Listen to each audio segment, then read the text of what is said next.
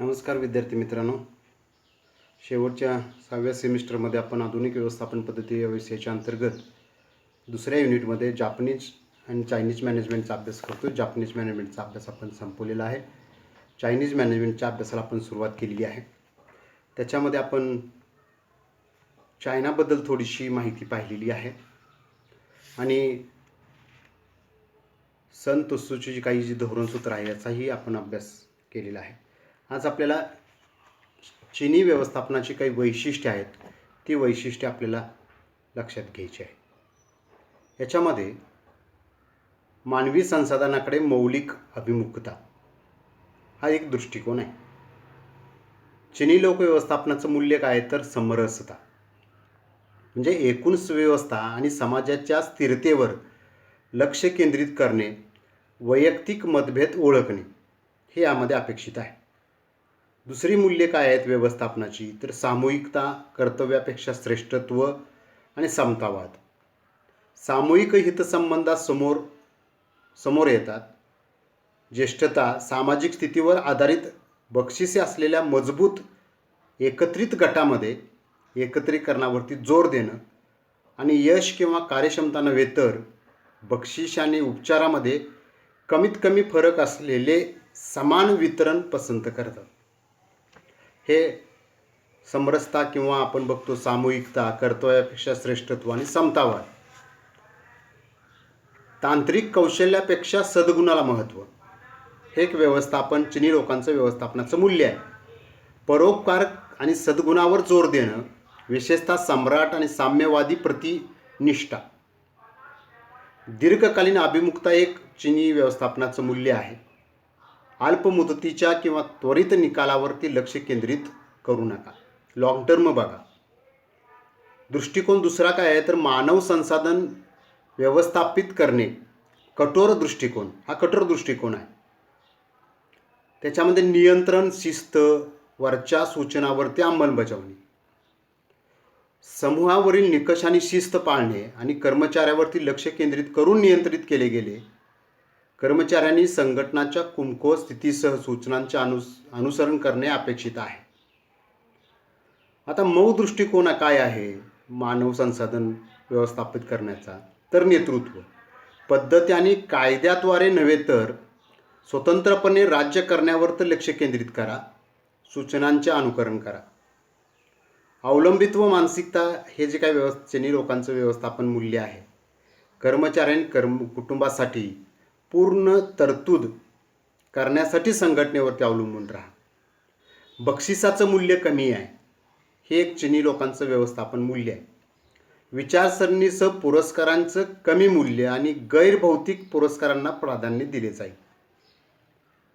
चीनी लोकांचं संबंध एक व्यवस्थापन मूल्य आहे. संबंध, कार्यस्थळ हे एक कुटुंब आहे आणि विश्वास, संघकार्य, सुसंवाद राखणे महत्त्वाचं आहे. चीनी व्यवसायात व्यवस्थापनाची वैशिष्ट्ये सामान्य आहेत. चीनी फॅमिली बिझनेस हा कुटुंब केंद्रित व्यवस्थापनावरती आधारित असलेला दिसतो. आता याचे काही महत्त्वाचे आपण वैशिष्ट्ये आहेत, ही वैशिष्ट्ये लक्षात घेऊया. पहिलं आहे मानव केंद्रित व्यवस्थापन, ह्युमन सेंटर्डनेस मॅनेजमेंट. चीनी व्यवस्थापनामध्ये मनुष्य हा व्यवसाय चालवणारा प्रमुख घटक असतो. त्याची भूमिका मध्यवर्ती अत्यंत महत्त्वाची असते. संशोधक शेंग यांच्यामध्ये चीनी लोकांसाठी मैत्री, निष्ठा आणि विश्वासार्हता, बघा मैत्री, निष्ठा आणि विश्वासार्हता या नैतिक कल्पनेनुसार व्यावसायिक संबंध नेहमीच कमी राहतात. व्यवसाय करणे म्हणजे वेगवेगळ्या संस्था आणि लोकांच्यामध्ये विश्वास आणि निष्ठा वाढवण्याविषयीचे केंद्र आहे. विश्वास आणि निष्ठा वाढवण्याविषयीचे केंद्र आहे. व्यवस्थापनाचे निर्णय घेताना व्यापारी लोकांच्या बद्दलचा सर्व विचार महत्त्वपूर्ण असतो आणि मानवी नातेसंबंधाचे सोशल नेटवर्कचा प्रभावी वापर यासाठी हातभार लावतो.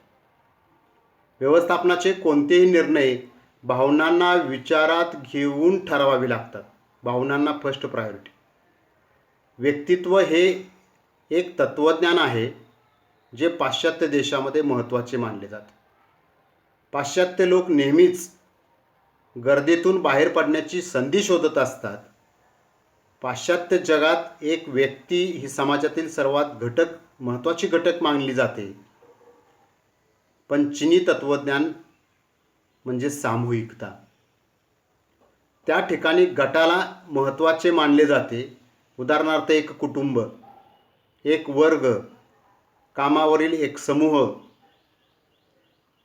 सरासरी व्यक्ती चीनमध्ये स्वतंत्र असत नाही. शिवाय चिनी लोक एकटे स्वतंत्रपणे उभे राहण्याचा प्रयत्न देखील करत नाहीत.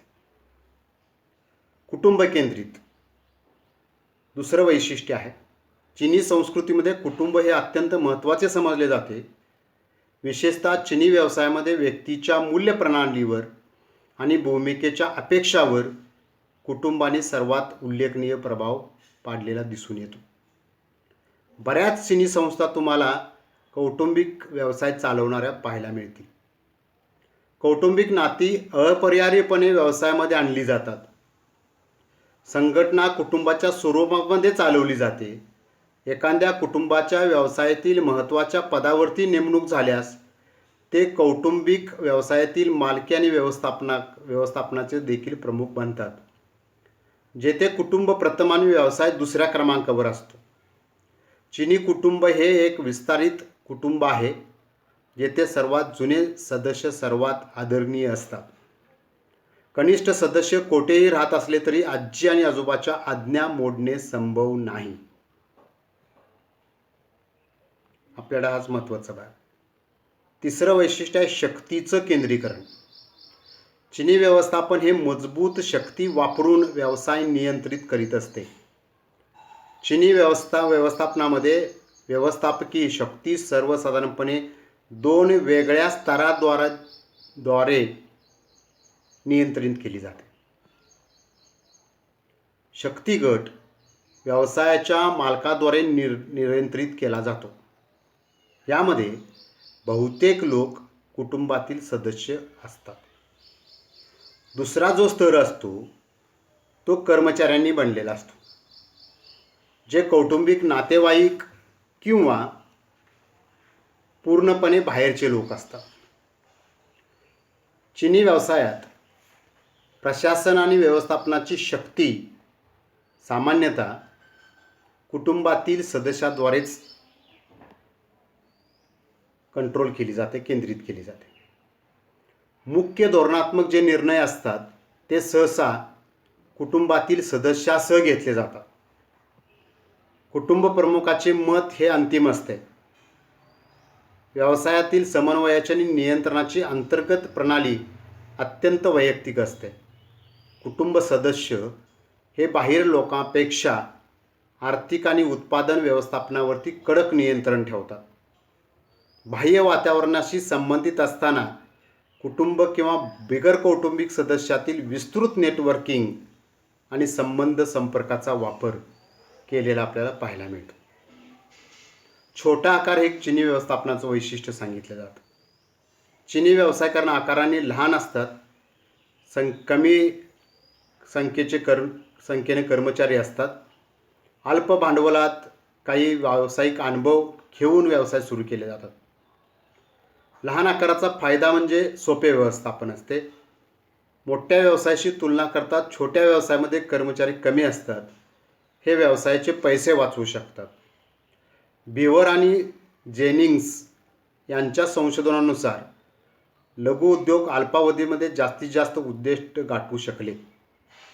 छोट्या आकारामुळे मोठ्या जोखमी टाळण्यासाठी अंतर्गत कामकाजावर आणि कामगिरीवरती बदल घडवून आणणे त्यामुळे शक्य त्यांना झाले. बाह्य पर्यावरणीय बदलांना सामोरं जाण्यासाठी सुद्धा त्यांना सज्ज राहता येतं. 5वं आणि अत्यंत महत्त्वाचं वैशिष्ट्य म्हणजे विश्वास, ट्रस्ट. विश्वास हा सामान्यतः वेगवेगळ्या लोकांमधील एक प्रकारचा संबंध असतो आणि एखाद्या व्यक्तीच्या विश्वासाचा संदर्भ असतो की आदानप्रदानामध्ये गुंतलेली व्यक्ती त्यांच्या जबाबदारी पाळण्यासाठी प्रामाणिकपणे प्रयत्न करेल, निष्ठेने संबंधित असेल आणि ती त्या व्यक्तीच्या इच्छेवर अवलंबून असते. जी इतरावर विसंबून राहण्याचा आणि ठेवण्याचा निर्णय घेते. जोपर्यंत शक्य असेल तोपर्यंत या प्रकारचे नातेसंबंध जपले जातात. चिनी व्यवस्थापनामध्ये विश्वास अशा उपक्रमामध्ये केंद्रित केला जातो जेथे व्यक्तीचा समूह कौटुंबिक नात्याद्वारे जोडलेला असतो. हे खूप महत्त्वाचं. वेगवान कामकाज हे एक वैशिष्ट्य सांगितलं जातं, सगळ्यात महत्त्वाचा भाग आहे. चिनी व्यवसायामध्ये वेगवान कामकाजाला अतिशय महत्त्व आहे. स्थूल आणि सूक्ष्म दोन्हीही स्तरावरती चिनी अर्थव्यवस्था जगातील सर्वात वेगवान समजली जाते. त्यांचा असा तर्क आहे की बहुराष्ट्रीय कंपन्यांमधील चिनी कर्मचारी आपल्या परदेशी सहकाऱ्यांशी सहजपणे संपर्क साधू शकतात. जेव्हा नवीन प्रकल्प राबवतात किंवा सामान्य ध्येय मिळवणाऱ्या अनेक गटांच्या सहकार्यानं यशस्वीरित्या कार्य पूर्ण केलं जाऊ शकतं. वेगवान कामकाज हे चिनी व्यवस्थापनाचं अत्यंत महत्त्वाचं वैशिष्ट्य आहे. पुढचं वैशिष्ट्य आहे प्रतिसाद, लवचिकता आणि बहुपक्षीय सहकार्य. रिस्पॉन्सिव्हनेस, फ्लेक्झिबिलिटी आणि मल्टी पार्टी कोऑपरेशन. चिनी व्यवस्थापकांची खरी शक्ती आहे, लक्षात घ्या. प्रतिसाद आणि लवचिकता, रिस्पॉन्स आणि फ्लेक्झिबिलिटी ही चिनी व्यवस्थापनाची वैशिष्ट्ये मानली जातात. चिनी कंपन्या विद्यमान तंत्रज्ञानातून नवनवीन उत्पादने तत्परतेने विकसित करतात व मोठ्या प्रमाणावरती उत्पादन वाढवतात. चिनी लोकांनी जागतिक सिलिकॉन आधारित सौर पॅनेल व्यवसायावरती प्रभुत्व मिळवण्याचे हेच महत्त्वाचे कारण आहे. कारण या लवचिकतेमुळे कोणत्याही बदलास त्वरित प्रतिसाद देऊन भिन्न प्रकारची उत्पादने बनवू शकतात. आणि सर्वात महत्त्वाचं म्हणजे खर्च कमी करणे. चिनी कंपन्या डिझाईन न करता वस्तू तयार करण्यास सुरुवात करतात. त्वरित बदल घडवून आणण्यासाठी खरेदीदाराच्या मागणीची पूर्तता त्वरित कशी करावी ते शिकवतात. डिझाईन न करता प्रोडक्शनला सुरुवात. बघा, वेगवान, फास्ट रिस्पॉन्स आणि बदलायचं असेल तर लगेच बदल. कामाचा दृष्टिकोन, ॲटिट्यूड टू वर्क. चीनमधील सर्व क्षेत्रावर त्यांच्या ऐतिहासिक विकासाचा प्रभाव आहे. त्याला काम आणि कार्य देखील अपवाद नाही. कडक अधिकार साखळी ही चिनी सांस्कृतिक मूल्याचा एक मुख्य भाग आहे. हे लक्षात घेता कार्य करण्याची प्रक्रिया कशी असते याची कल्पना तुम्हाला येऊ शकते. चिनी कंपन्यांमधील कनिष्ठ कामगार हे ज्येष्ठांच्या म्हणण्यानुसारच वागतात. कनिष्ठ कोणतेही प्रश्न विचारत नाहीत. चिनी वर्गात कठोर श्रेणीबद्धता असलेली आपल्याला पाहायला मिळते. व्यवस्थापकांनी नेमून दिलेली कार्ये पार पाडावीच लागतात. व्यवस्थापक शक्यतो कामगारांना कामाच्या ठिकाणी भेटत नाही. चिनी व्यवस्थापक आनंदी व सर्वसमावेश कार्य वातावरण तयार करण्याचा प्रयत्न मात्र करतो. गोपनीयता. चिनी व्यवसायाचं एक अत्यंत वेगळं वैशिष्ट्य पाहायला मिळतं. चिनी व्यवस्थापक हे आपल्या व्यवसायाबाबत मोठ्या प्रमाणावरती गोपनीयता पाळतात. व्यवसायातील महत्त्वाच्या गोष्टी कोणत्याही परिस्थितीत दुसऱ्यांना समजवून दिल्या जात नाहीत. विशेषतः व्यवसायातील इतरांना देखील अशा बाबींची माहिती दिली जात नाही. लोकांना काही वैयक्तिक प्रश्न विचारता येतात, परंतु त्यालाही अनेक मर्यादा आहेत.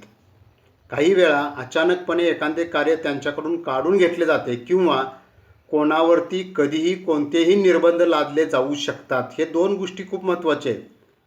एखादं कार्य त्यांच्याकडून कधीही काढून घेतलं जातं किंवा कोणालाही कधीही कोणतेही निर्बंध लादले जाऊ शकतात. गोपनीयतेचा भंग कोणालाही करता येत नाही. शिष्टाचार, एटिकेट्स. जगातील इतर देशातील लोकांच्यापेक्षा चिनी लोकांचे शिष्टाचार वेगळे असल्याचे पाहायला मिळते. कार्याच्या ठिकाणचे, जेवणाच्या वेळचे, इतर ठिकाणचे शिष्टाचार वेगवेगळे आहेत. चिनी कुटुंब आहे किंवा मित्रांचा समूह टेबलाच्या मध्यभागी ठेवलेली एक डिश खातील. जेवताना ते आवाज करतील, म्हणजे जेवण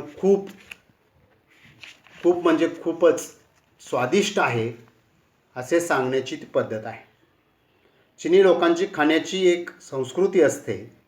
जेवण करणे ही कला आहे आणि ती केवळ स्वादिष्टच नाही तर सुंदर देखील असावी. म्हणून चिनी लोकांना बाहेर काढणे, मजा करणे खूप खूप आवडते. शैक्षणिक वृत्ती. चीनमधील लोकांचा शिक्षणाकडे पाहण्याचा दृष्टिकोन खूपच वेगळा आहे. चीनी लोकांच्या अधिक चांगल्या होण्याच्या इच्छेनुसार तो निश्चित होत असतो.